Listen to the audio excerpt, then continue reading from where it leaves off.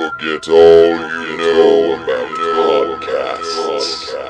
We welcome you to an experience uniquely different.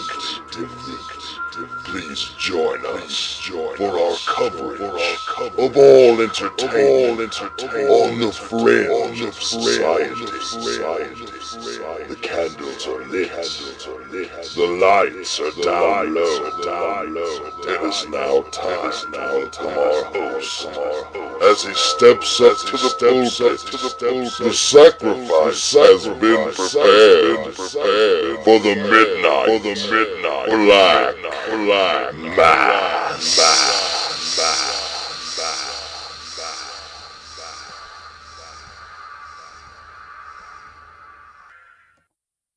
Greetings, salutations, and how the hell are ya? It is I, the devil you know, the Reverend, the Dragon, the man with the crooked teeth, the painted face, and the shriek that pierces the souls of millions. Reverend Dan Wilson here for another edition of the Midnight Black Mass.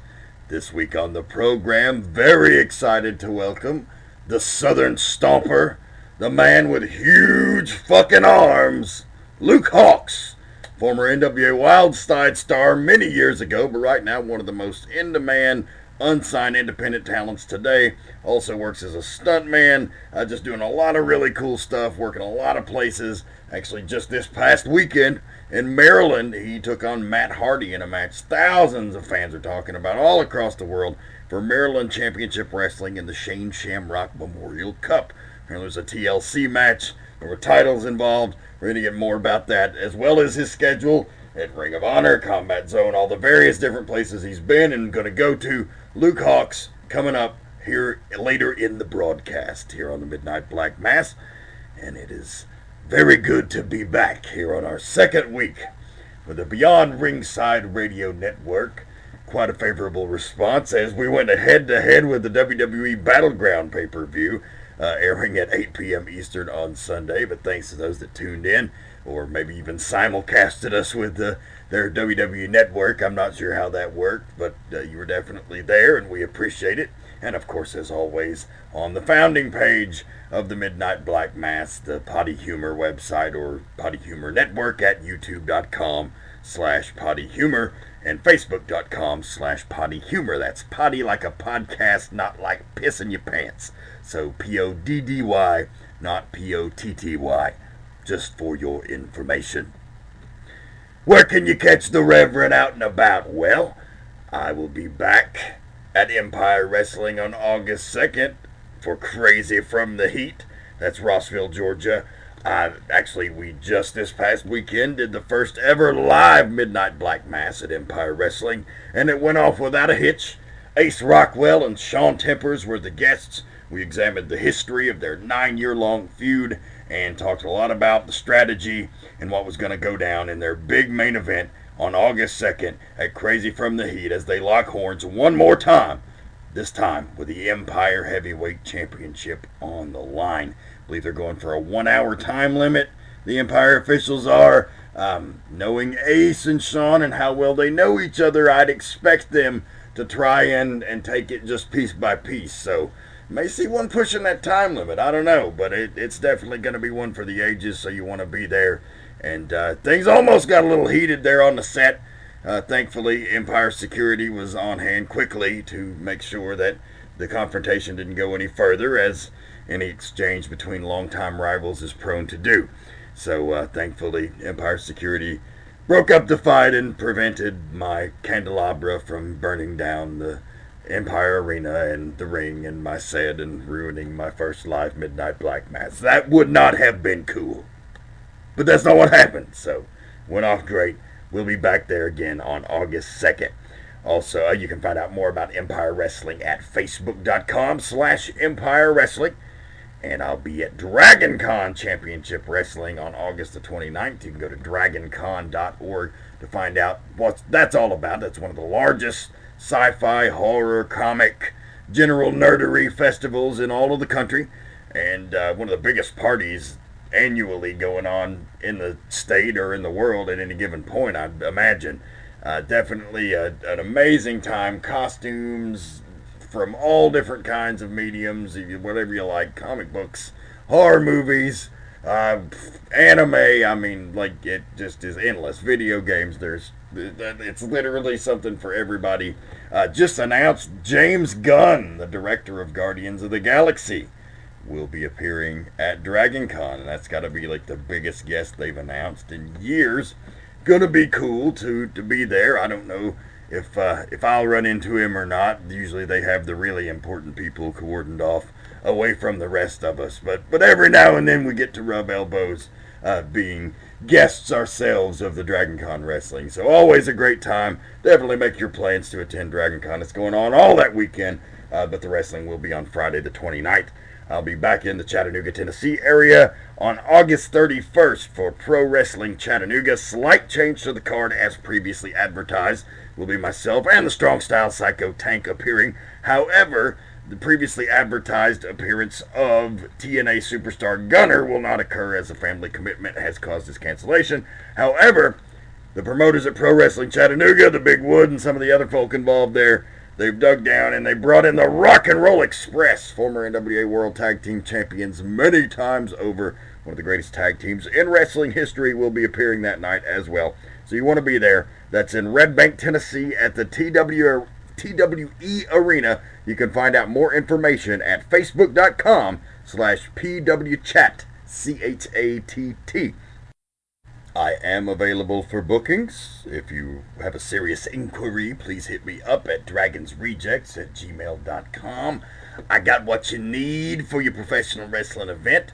If you need a manager who can go out there and really rile him up and really make sure his talent is well represented and the spotlight is shown on the talent, but also a package is delivered that makes people talk and makes people want to plunk their money down, then of course the Reverend's always available. I've got the Devil's Rejects I can drudge up, or you can try to introduce me with some of your talent and maybe we'll develop a relationship there and I could take them on as new rejects if I see that little special spark in them, you know. And also available for announcing bookings as well. Former NWA Wildside play-by-play and ring announcer. I've got thousands of matches of experience doing both managing and announcing separately. So hit me up at dragonsrejects@gmail.com if you would like to add me to your wrestling extravaganza. Anybody that knows me knows I'm a card-carrying member of the KISS Army. I have the KISS faces emblazoned upon my arms in the form of a tattoo.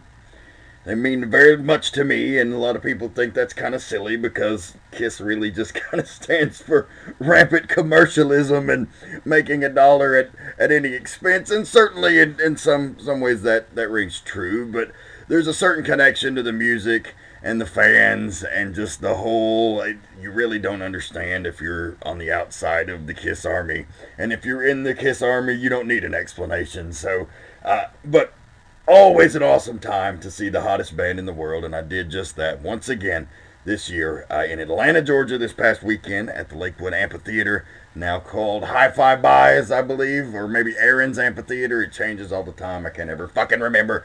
But got to see KISS with Def Leppard opening up. First time I'd ever got the chance to see Def Leppard. They're like not my favorite band of that era, but very good, and so many great songs. Really reliving my childhood, and they all sounded great. I mean, they're I say very old men, that's kind of rude, I guess, because they're not really very old. They're like, Paul and Gene might be approaching very old, but the Def Leppard guys, they're like, what, 50, right? I mean, maybe pushing mid-50s at the oldest, but man, those guys are out there just fucking killing it. Joe Elliott, you know, a couple of songs, he sounded a little bit rough, but most of the time he sounded good, and the guys doing the backing harmonies, which are all, you know, the old original band members for the most part, they all sounded fantastic, and I put on a great live show, played all the hits, it was fantastic, and more people than I've ever seen at Lakewood, and I've been to a lot of concerts there over the last decade, but just, I mean, it was wall to wall, asshole to asshole. And KISS, of course, went on and destroyed, as they always do, a really great set. Even pulled out some fucking Hot in the Shade numbers that I wasn't expecting. So that was very cool. And got a little bonus entertainment because we were sitting up on the lawn up at the top of this hill. It was very steep, but people just thought they could navigate it all night long. So as we were sitting there watching the concert, in addition to the concert, of course, we got to see the various pedestrians wiping the fuck out on the hill. And I mean, we must have saw $150 worth of concessions end up on the ground with their overpriced beers. My God, a fucking Bud Light tall boy was $11. So I saw one guy, he had two of them and a big ass tub of popcorn, and he's walking and he just eats it. And he fell 3 times in total and lost every bit of the concessions that he had. And he was one of several people that did it. So some free entertainment in addition to the great entertainment that we paid for. Met some cool people, as always. Concert horizon this year looking like Judas Priest is coming to Atlanta, and I've got to go see them. King Diamond is coming and has fucking sold out, if you can believe that. And it's still in October. I'm going to try to hold out hope. Maybe I can call in a favor, or maybe, just maybe somehow, I can end up weaseling my way into that thing.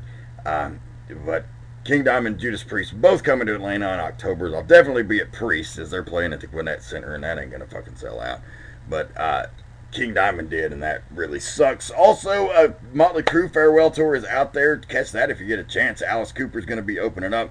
If it works out for me, I'm going to try to get down there and see that. But I saw Crue just like 2 years in a row the last 2 summers, and they've been great. But, you know, and it would be good to see them again on the Farewell Tour. But you got to manage those funds. So in any event, that was fantastic. So no Revs rant this week. I had a good weekend, and I didn't really have anything that I wanted to bitch out the young talent about. I see some things that minorly annoy me, and I will bitch about those on Twitter. So follow me on Twitter at Dragons Rejects, and you'll get the minor gripes and not the major gripes that maybe I don't feel are worthy of adding to the air on the Midnight Black Mass. But interestingly enough, I did see some crazy news. Like when we don't have a Revs rant, I'm going to add this piece of supernatural news this one I got off of dreadcentral.com from their Gasp Menagerie. These are strange but true news stories that are occurring right now in the world as we speak. Werewolves attack in the Philippines. At least that's what's being reported, as many farmers on the coast of the Philippines are reporting strange mutilations to their animals and other cattle and assorted varieties of livestock. The cause, what is it? Werewolves, apparently. That is at least what the locals are stating. They're stating these strange wolf-like creatures that were like wolves but not, being much larger and more aggressive and agile, were attacking their animals. No human attacks on record as of yet, but we're still early in this story. More news on that as we get it. Folks, we're going to take a brief break. We'll be right back with our huge interview with the man with huge fucking arms, the Southern Stomper. He's been all over the country. You've seen him on TV shows like Revolution. You've seen him in movies doing stunt work. Luke Hawx is coming up right after the break. Don't go anywhere. We'll be right back with more Midnight Black Mass in just a moment. But right now, just wanted to give you a couple of words of promotion for the Beyond Ringside Radio Network and Potty Humor. You can find Beyond Ringside with wrestling, MMA, sports talk, radio, and more at beyondringside.com, where this show airs right now, airing at Sundays at 8 p.m., but I believe that is going to change down the line. We'll keep you posted, but it's available there. Beyondringside.com is the destination. You can listen to the Beyond Ringside live radio program Sundays at 6:30 p.m. Eastern, the To Be Determined show Wednesdays at 10 p.m. Eastern, hosted by Wicked Nemesis, the Beyond Ringside Saturday Showcase with Fast Eddie Lane on Saturdays at 11 a.m. Eastern, Cause and Effect on Thursdays at 8 p.m. Eastern, and Wrestle Rage on Sundays at 9 p.m. Eastern, all part of the Beyond Ringside Radio Network. You can also find the archive of the Midnight Black Mass, as well as my other podcast, the Get Ya Pulls Comic Cast, over at the Potty Humor Network. That's youtube.com/Potty Humor, also the home of Last Action Zeros, the action film review podcast, as well as the Wolf Tickets MMA podcast. You don't want to miss that. Also follow me on Twitter at Dragons Rejects, and get out and see me on the road. We'll be back with more Midnight Black Mass. Don't go anywhere.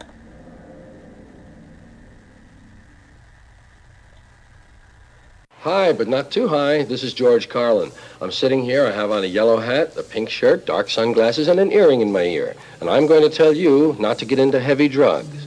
Well, it sounds bizarre, I know, but there are other things to do with your life, other things to help you make it. Heavy drugs make it all worse, and they help you die. On the Midnight Black Mass, my guest at this time is a man who has been all over the country and all over the world, is one of the most sought-after independent wrestling talents right now in the scene. He's a man who started his career out in the infamous XPW promotion. He's competed in every major independent promotion known to man, and he's done it all on his own, with his own guts and his own hard work and his often controversial attitude. Ladies and gentlemen, it is my pleasure to welcome an old friend from back in the Wildside days, the Southern Stomper, huge fucking arms, Mr. Luke Hawx. Welcome to the show, brother. Yo, what's happening, baby? How you doing, D? Doing fantastic, man, and it's great to have you here.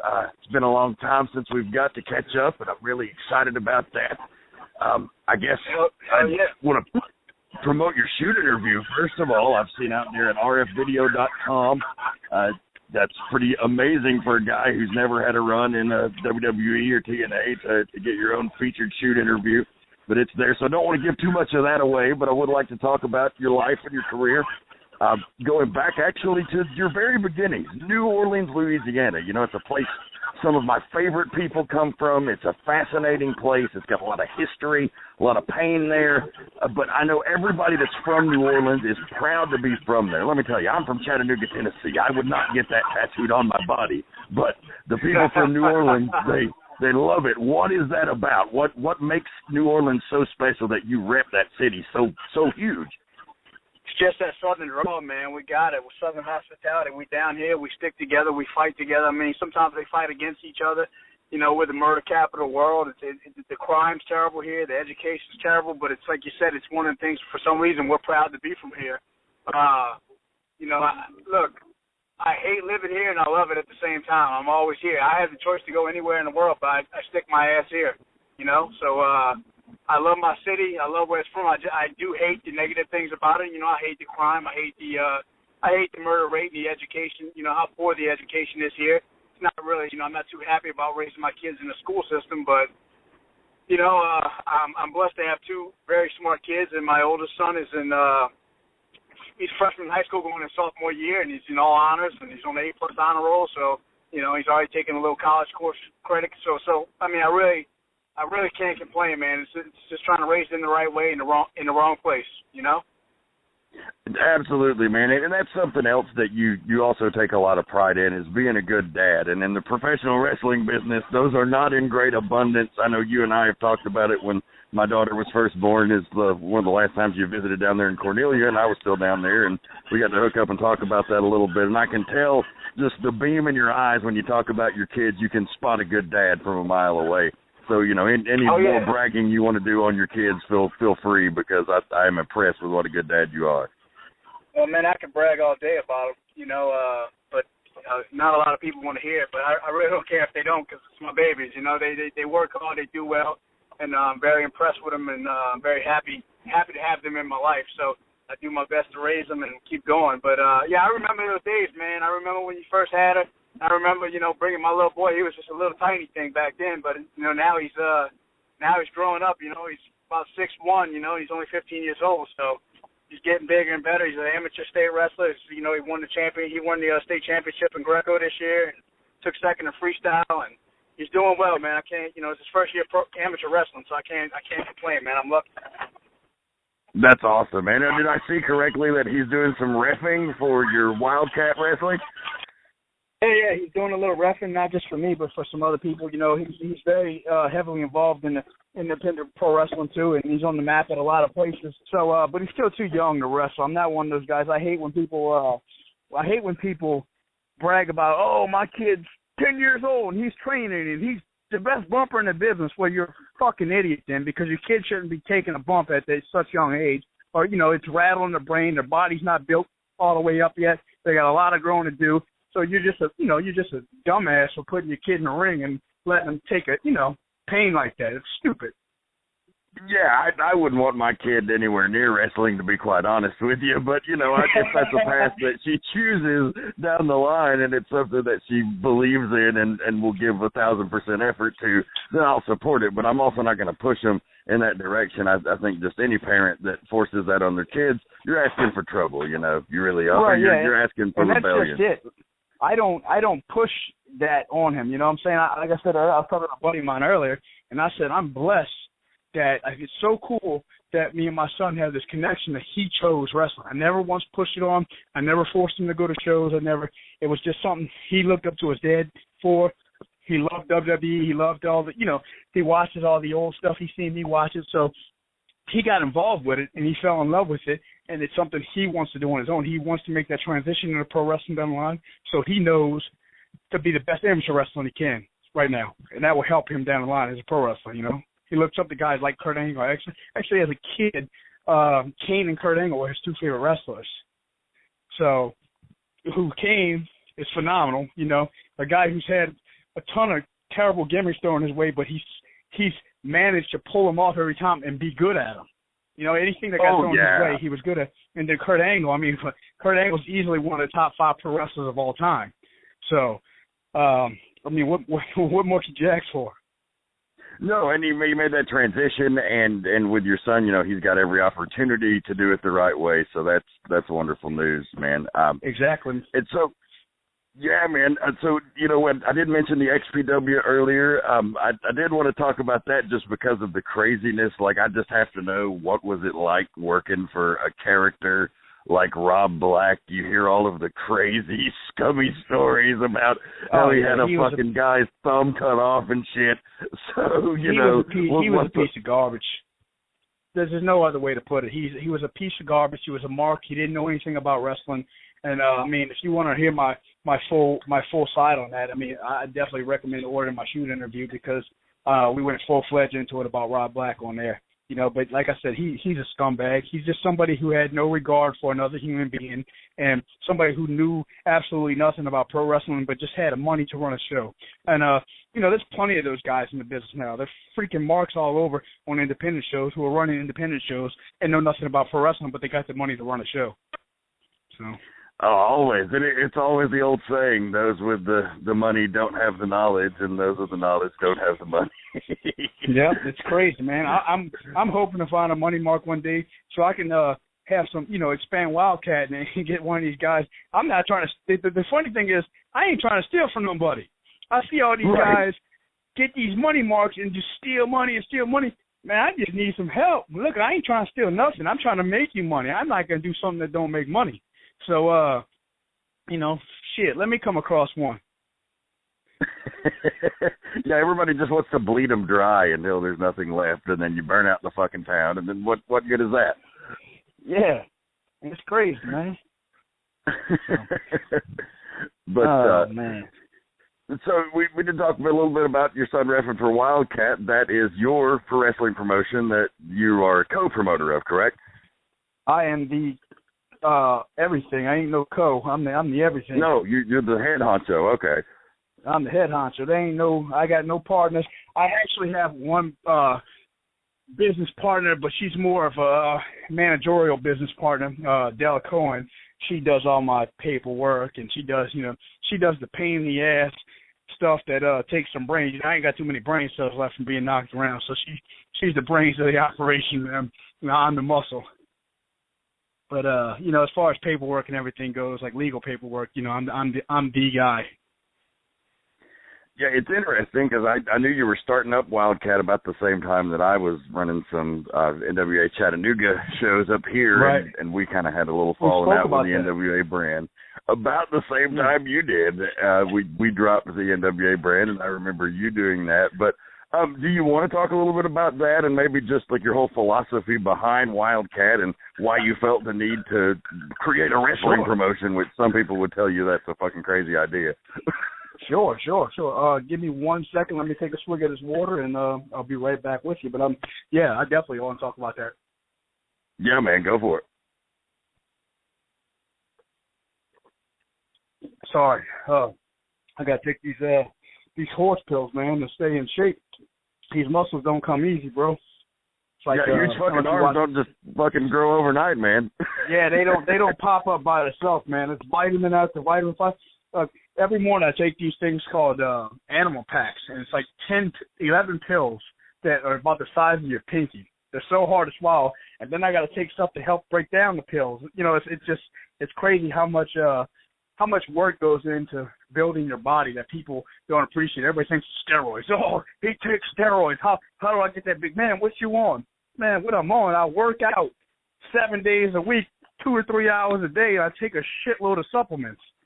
You know what I'm saying? It's like, oh, well, you got big, you know, people go, oh, I worked out for 6 months, man. Well, shit, I've been working out for almost 10 years. It don't happen overnight, brother, you know?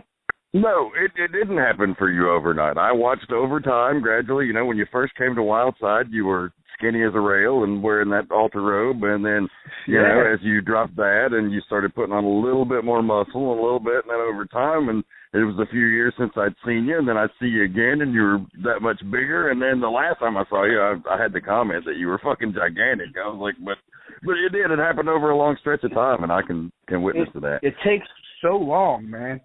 And, you know, I'm never where I want to be. I'm never satisfied. People are like, oh, you look great. Or, you know, and every now and then I slack off, I'll be honest, like anybody else. And my slacking off is, you know, not a big slack off, though. You know, sometimes with traveling schedules and stuff, you just can't get to the gym for a week.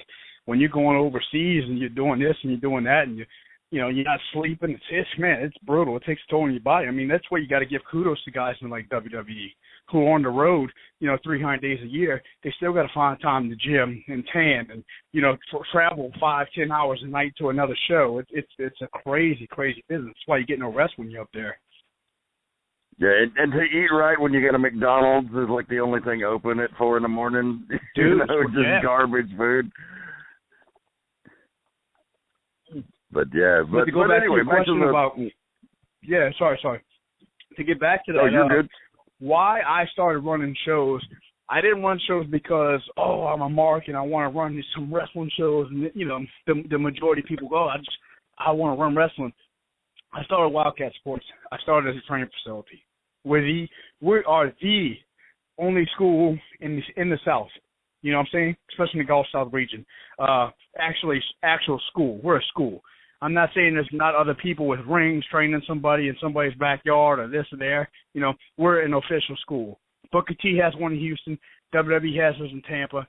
I don't count Tennessee and Georgia. I mean, they're the South, but you know what I'm saying? There's so much going on up there. That's not the real Gulf South region. You know what I'm saying? Right, so, right. I don't want to sell them short. Yeah, exactly. So we are the only school in the South.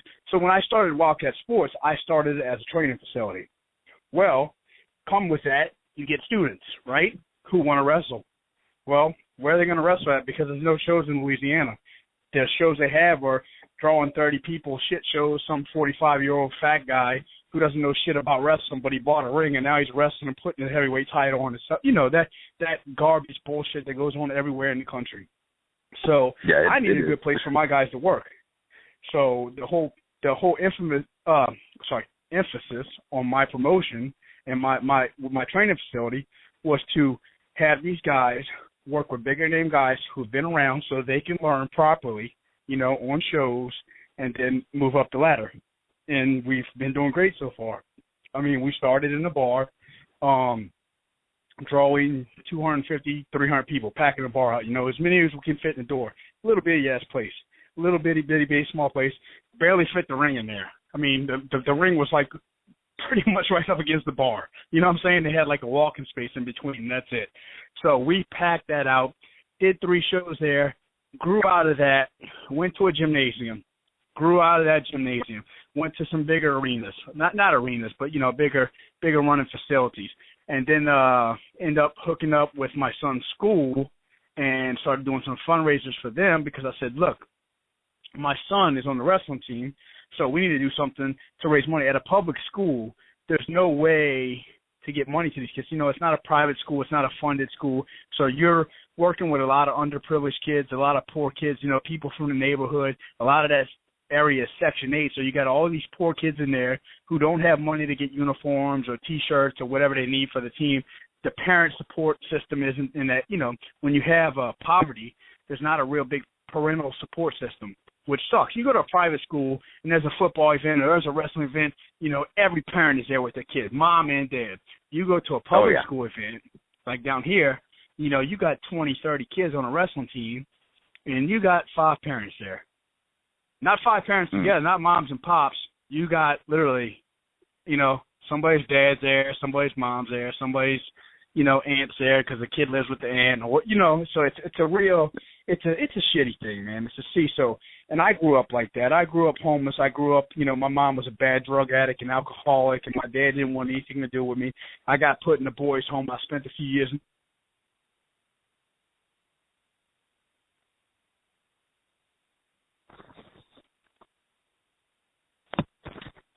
Lesson, period.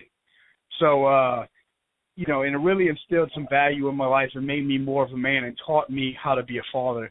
Not that I didn't know, you know, I was a kid, so I didn't know. So I needed someone to teach me the steps, and I didn't have my dad there to teach me the steps. So I went out, did my thing, raised my son, and now it's like, well, how can I give back to these kids also? How can I be positive influence on my community? Not just being the shit talker, wrestler, badass that you see online. Forget that. You know what I'm saying? That's Luke Hawx.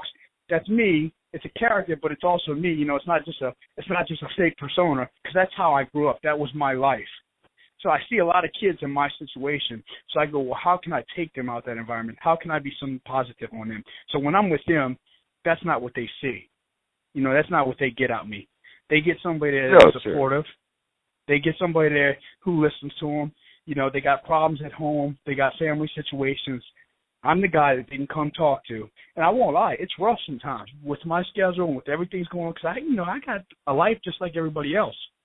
But, you know, you never know what these kids are going through.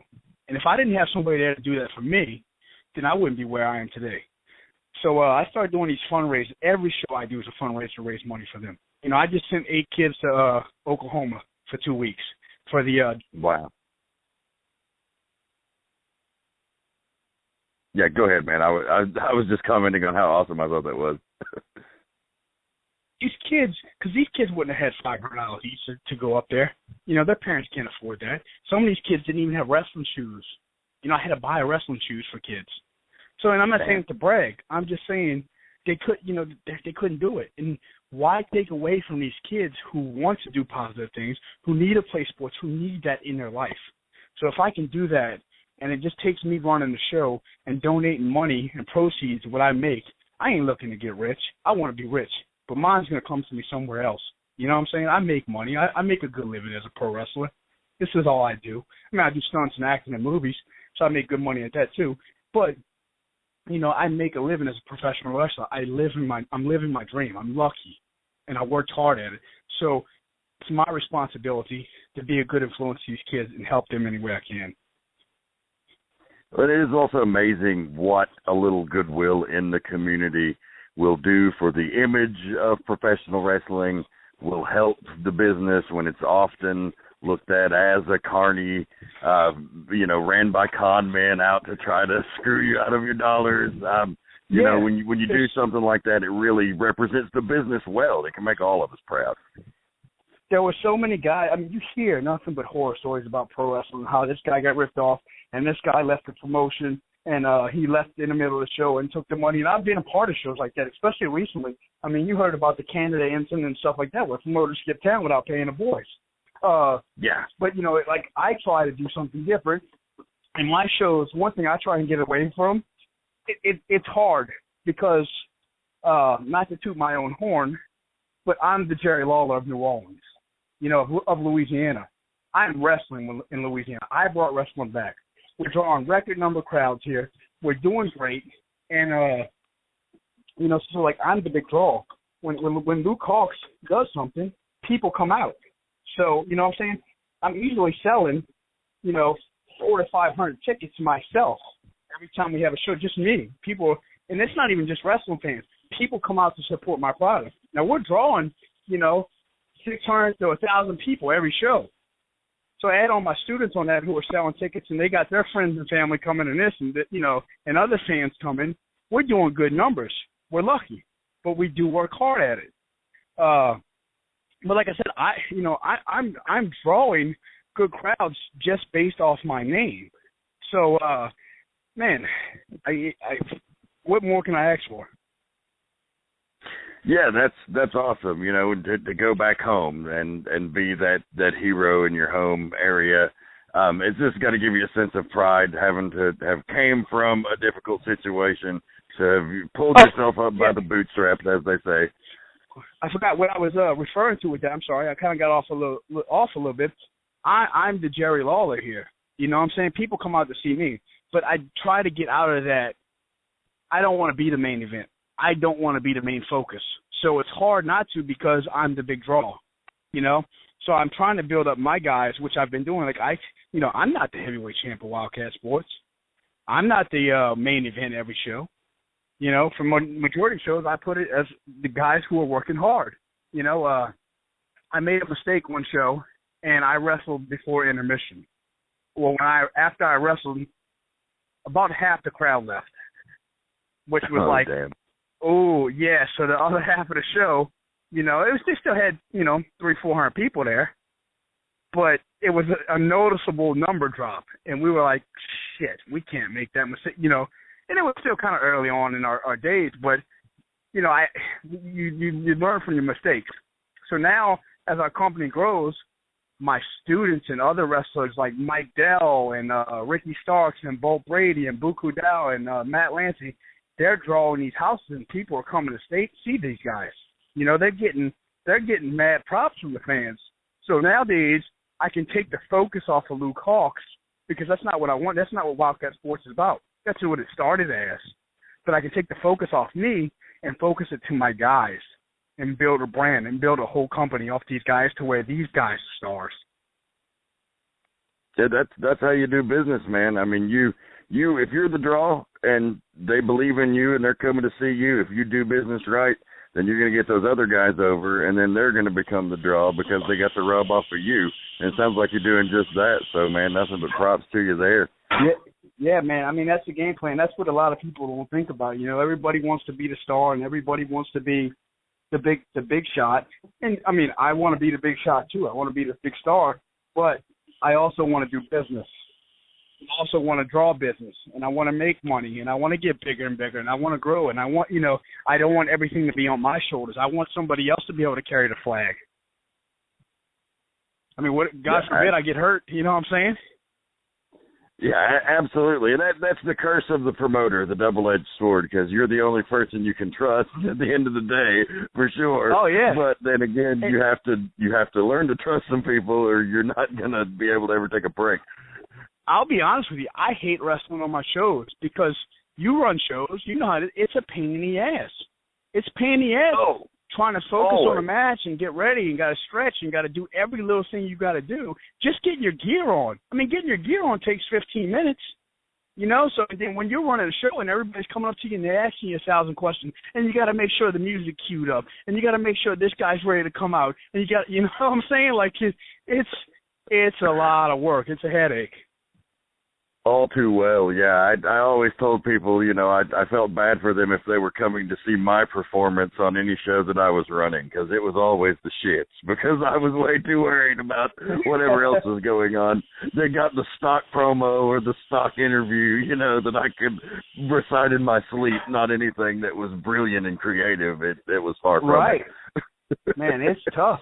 People don't understand it, They don't understand how tough it is, but it's a blessing at the same time. I'm not complaining. I'm really not. I'll take that than not having nothing at all. You know what I'm saying? At the end of the day, it's me just really working hard and stressing myself out for a few days, to get a good show going. Then, hell, I'll take it. Give it to me all day long. I'll do it night after night because at the end of the day, I'm doing what I love doing. And I'm doing something, and I'm making a living at it. And how many people can say that? Oh, on the indies, there's so few. There are the spots out there, but it requires so much grit and scraping and clawing, and you've done exactly that, man, to get to where you are. Fans, we're talking to Luke Hawx. If for some reason you've just joined the broadcast on the Beyond Ringside Network, this is the Southern Stomper, the man with huge fucking arms. Has been all over the country, all over the world, starred in movies. G.I. Joe 2 is in his credits. TV show Revolution, Battleship. It's just a guy I've known for many years and very happy to have him on the program, really talking all things wrestling. But right now, I'm actually going to give you a chance to get some plugs out. We talked about your shoot interview earlier, available now through rfvideo.com, but they can also find you on Twitter at LukeHawx504. That's right. My Facebook is maxed out, but you can still follow me on there. I always have a lot of entertaining posts on my Facebook. I plug everything we do. Check out our website, wildkatsports.com. That's cat with a K, K-A-T, so wildkatsports.com. Our Twitter, Wildkat Sports, and my Instagram, LukeHawx504. But definitely check out our Wildkat Sports stuff, because what I do is every show we do, we film.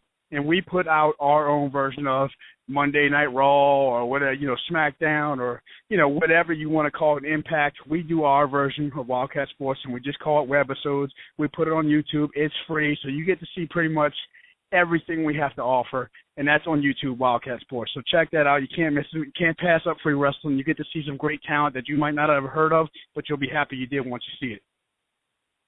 Yeah, and with a guy like Luke Hawx training them, very well could be superstars of the next generation. So you'll want to catch them in their early days there at the I got some highlights of these guys, yeah. And a few of them, not a few of them, all of them actually have already worked for the WWE on several occasions, and they're doing really good with that.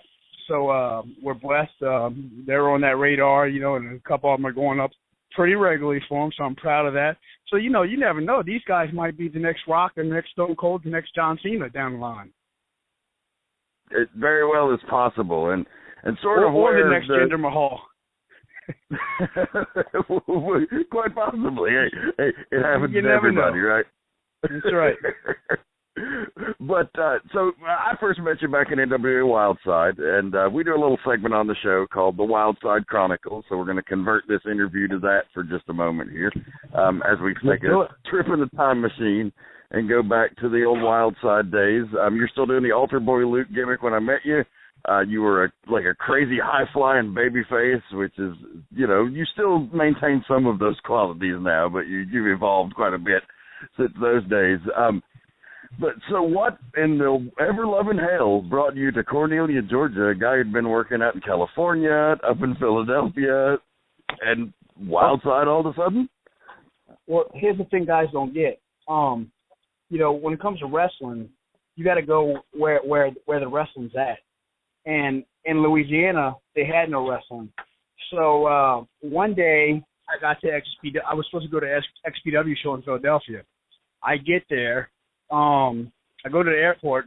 My plane ticket, back in those days, computers weren't hot back then. Old motherfuckers, you know what I'm saying? I'm that old that I was in that generation where, people didn't email you your flights back then. They still had them on paper tickets and everything. And you go to the airport and pick your ticket up. So I get to the airport. Lord and behold, guess whose ticket wasn't there? And so I'm like all bummed out. I'm like, shit, my ticket, they told me tickets there. Rob Black, lying piece of shit, no ticket there. Boom. Long story short, had another independent wrestler, wasn't the best. I ain't even going to say his name. I didn't get along with him too well, but since I was with XPW, he started kissing my ass because he wanted to try and get a job up there. So I called him up and I said, hey, man, I'm free this weekend. He said, going to Wildside. And, Wildside had a rep. So a lot of people talked about Wildside, and a lot of top talent was coming from Wildside at the time. So I was surprised that this guy was even on a Wildside show. So I said, well, look, I'll ride up there with you and see if you don't mind, because he was going by himself, and it was like a 7-8 hour drive. So who wants to ride by himself that long, I said, I'll ride up with you if you don't mind. He said, sure, come on, let's go. I'll call Bill Burns. I'll tell him you're coming and be on and popping from there. We did it. You know, I got in. Bill gave me a match, and the rest is history. Started coming up on a regular. Had my issues. You know, I don't want to say issues there. I had issues, you know, personal life where at one point I, you know, just got in a little legal trouble and I couldn't leave the state for a little bit. So, because I got in a fight down here. But you know, that happened. And, you know, so, but for the most part, I was a Wildside regular after that. And I loved every minute. I mean, the good thing is I was still learning. You know, I was so early in my career, I got lucky to go make money at one promotion, but then I had to go to another promotion. You know, I was getting flown, I was getting main spotlights, I was getting on TV, you know, because XPW had TV everywhere, they had videos and DVDs in stores, everybody wanted to be there. But then when that was said and done, it was back to doing nothing again and not having any wrestling, because there was none in Louisiana, so I had to drive 8 hours for free again. So, you know how it was. It wasn't like Wildside was making money. It had a good rep, but if you wanted to get your name out, you went to Wildside, you wrestled at Wildside, and you know, hoped somebody would notice it and you would get a job somewhere. So, just goes to show you something for all these egos in the business. There's a lot of egos in the business right now. You know, guys who are working in certain areas, and because they're the head honcho in Florida, you know, they're not going to come to Texas or Louisiana for, you know, $50 or $75, which is a good payday in independent wrestling. If you know independent wrestling, you know, well, because a guy from Florida ain't going to draw shit in Louisiana because they don't know who the fuck he is. So if he's smart, he'd be getting his ass in the car, and instead of doing the same show that he does every week or every other week, you know, in Florida, they get their ass in the car and get their name out, just like Luke Hawx did. And look where it paid off for me, because I didn't have that ego where I had to say, I need $500 to come in because I was on TV once. You know, and when it was all said and done, I was just like everybody fucking else. So I had to build my name, and that's how I built up my reputation. And so once you met the infamous Bill Behrens, who, you know, becomes like a wrestling father figure to a lot of the guys from down there, myself included in many ways. You know, he's a guy sometimes that you argue and fight with, but, you know, at the end of the day, oh, God, I still go out with him every day. Every day, not every day, I don't talk to him every day because I can't handle it, but I still argue with him to this day. I love him to death. He's a father figure in wrestling, but I would be lying if I told you me and Bill Behrens, and sometimes I can't even talk to him because I'm like, I don't want to hear the bullshit today. I don't want to hear know-it-all Bill's bullshit today. I love it, and sometimes he's right. Sometimes he ain't right. I'm just gonna say that, but it's all good-hearted. He just wants the best for all of us, and we all know that, you know. Yeah, that's right. You know, you can tell that he even cares if he's taking the time to bitch at you. So that's yeah. And of course, I had that heat at Wildside because I became Bill's boy. You know what I'm saying? I was Bill's new favorite at the time. I took Jimmy Rave's spot, so you know, so I got the old heat for that. But it is what it is. Fuck it.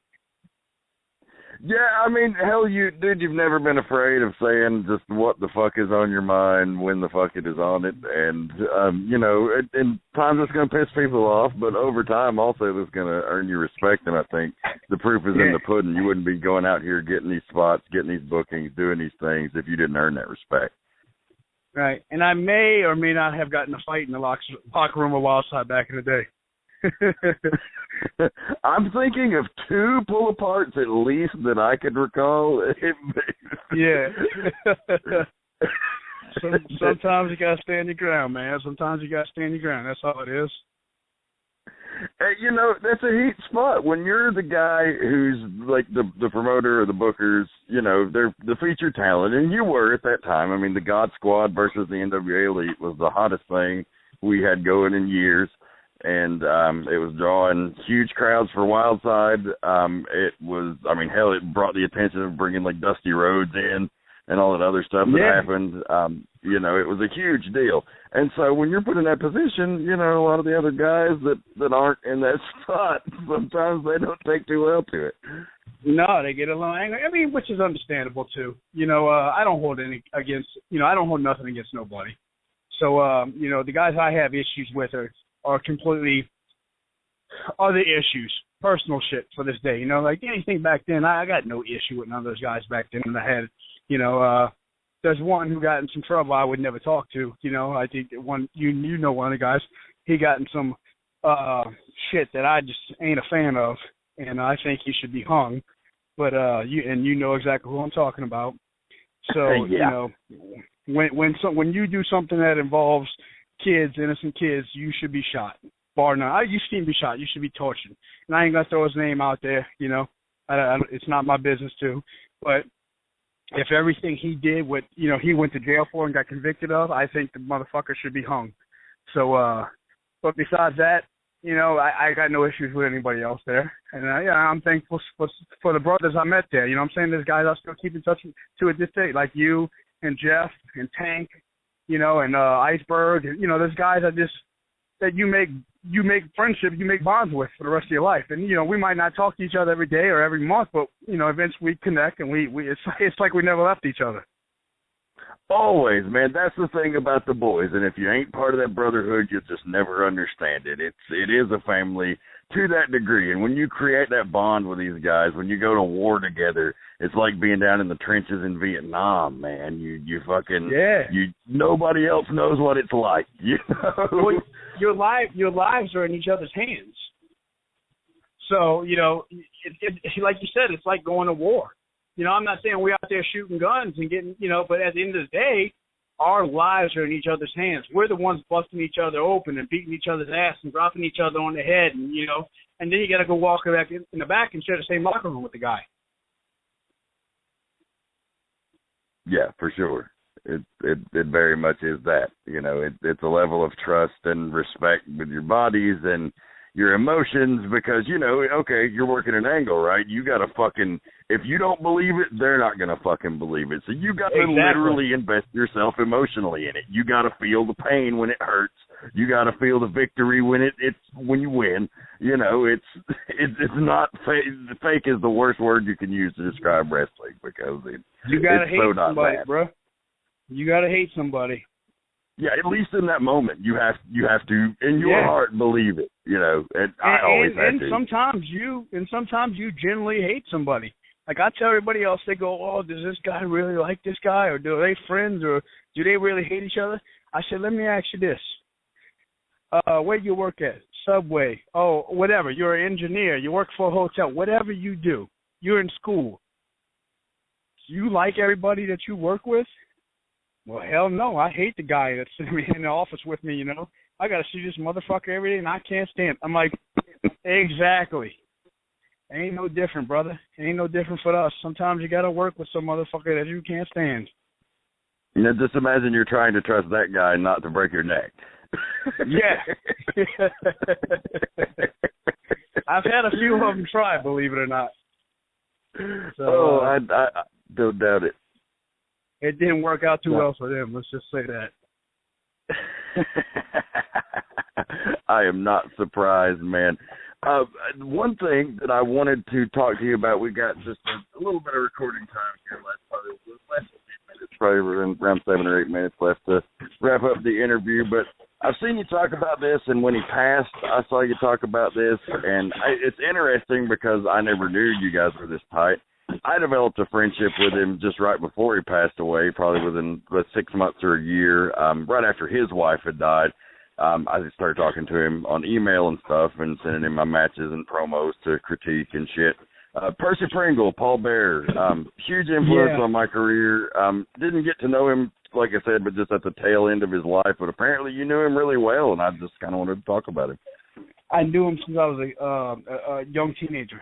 So I was blessed with that, and it was by sheer luck, just me being where I'm at today. Oh man, I miss him. Just bringing up the name, I didn't know who you were going to say at first, but because I've lost a few brothers over the years in the business. So just seeing in person, man, and hearing his voice and everything, just was magical for me. It really was. Mm-hmm. I went back to original stories, and I tell the story all the time. Tell it in the shoot. I tell it, anywhere I go about Percy. How we got hooked up was I was in Louisiana. I was the young kid that went to every wrestling show, no matter where it was.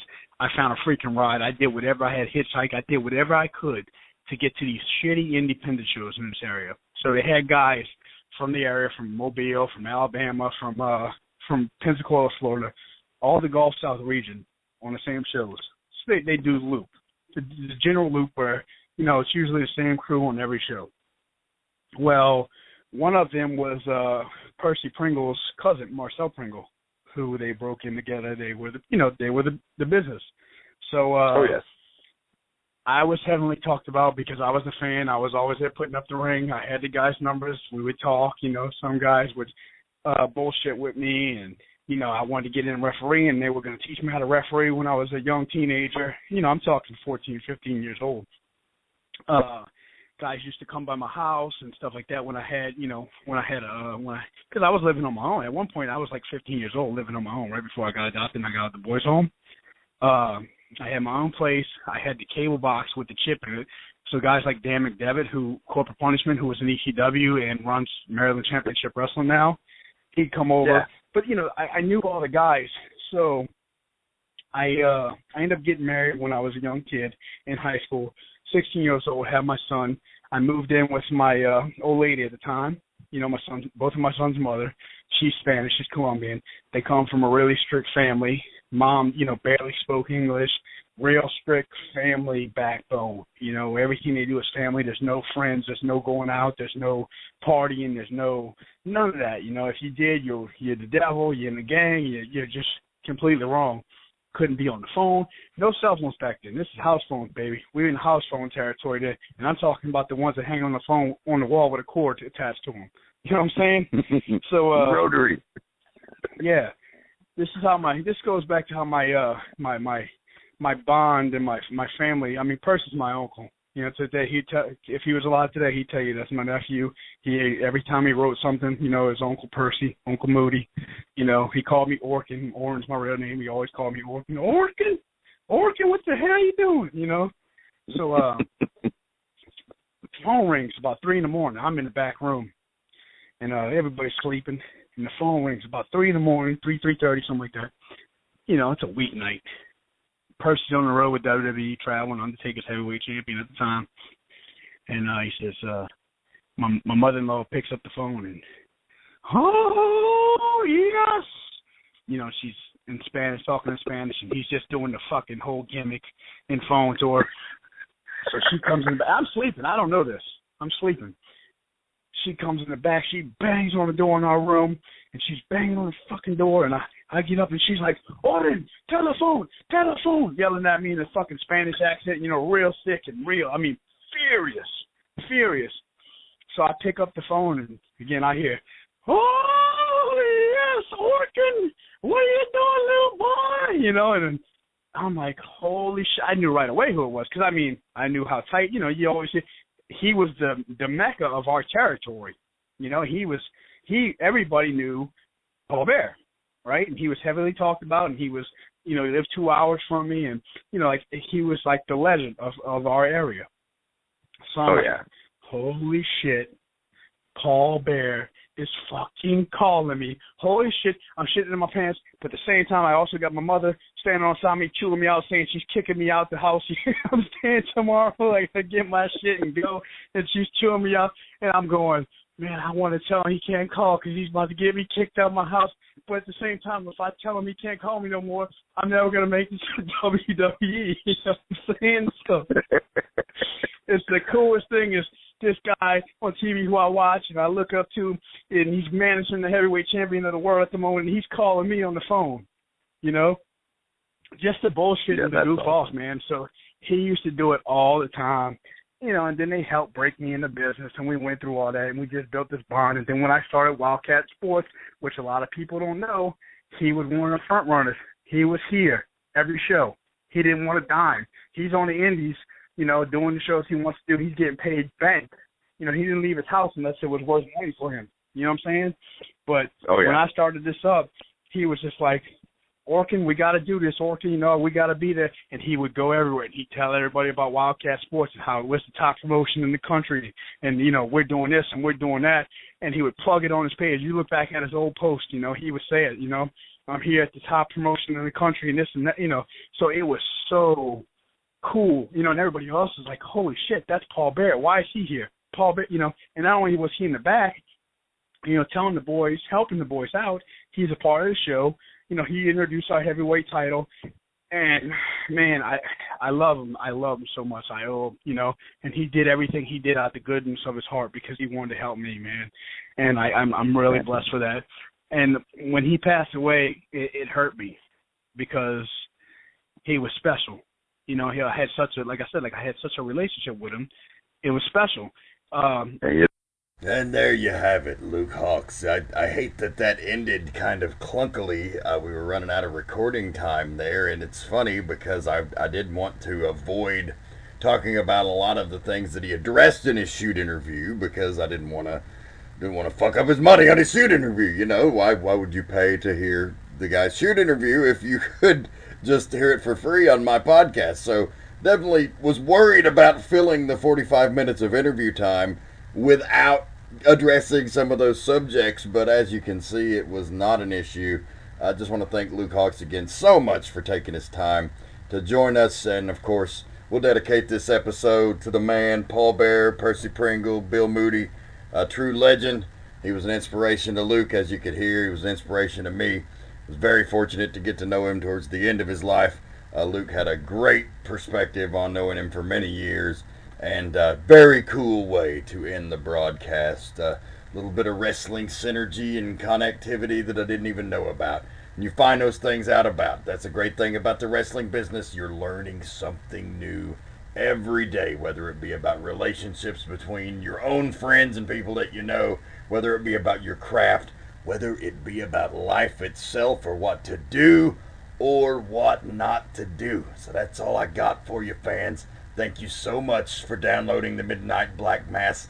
Really wanted to be able to announce our guests for next week before we left the air this week, but I don't have all the details confirmed. So stay with me on Twitter at DragonsRejects, and I'll let you know just as soon as possible who next week's guest is going to be on the program. Always check us out at BeyondRingside.com. Keep one foot in the gutter, one fist in the gold, and the horns up in the air. This is the Reverend, and I'm out of here. Good night.